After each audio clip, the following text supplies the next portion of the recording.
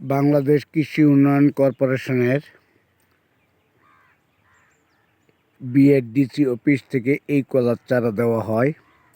এই কলার চারা গত আশ্বিন মাসে দেওয়া হয়েছে। এই কলার চারা এখন বড় হয়েছে। আমি এই বাগানটা একটু দেখার জন্য আসছি যে আসলে পরিচর্যা কেমন হয়েছে, কি সমাচার একটু দেখি। হ্যাঁ, বাগান মালিক অবশ্য ভিতরে আছে।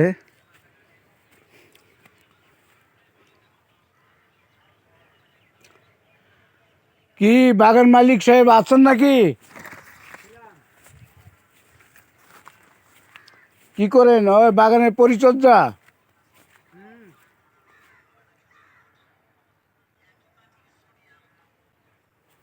যাক, পরবর্তী সরকার কোনো সার টার কোনো কিছু দেয় নাই।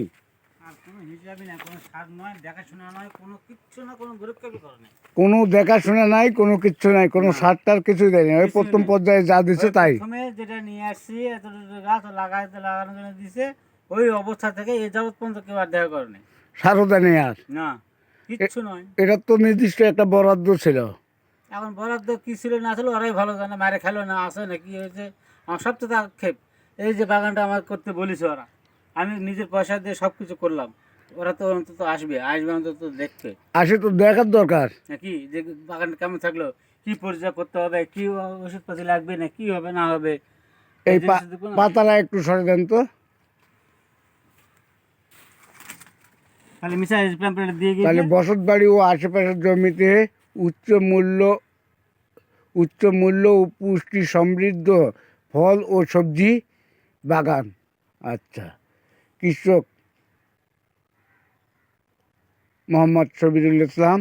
সবজি ফলের নাম কলা প্লাস সবজি। সবজিও দিয়েছিল নাকি আপনার? না, শুধু খালি কলাই দিছে। খালি জিনাইন কলাটা 100 গাছ দিয়েছিল। আচ্ছা আচ্ছা, হোক। তা এটা তো সার দেওয়ার কথা, সরকারের তো সারের অভাব নাই।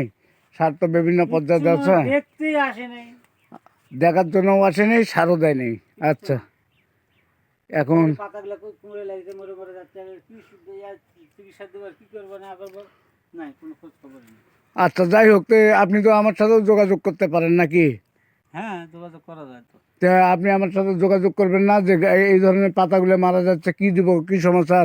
অন্তত পক্ষে যোগাযোগ করলে তো আপনি আমার কাছ থেকে যথেষ্ট পরামর্শ পাইলেন হয়। তো যাই হোক, আপনি অবশ্যই সন্ধ্যার সময় আমার সাথে দেখা করবেন। দেখা করার পর আর পরামর্শ দেওয়া হবে ইনশাল্লাহ।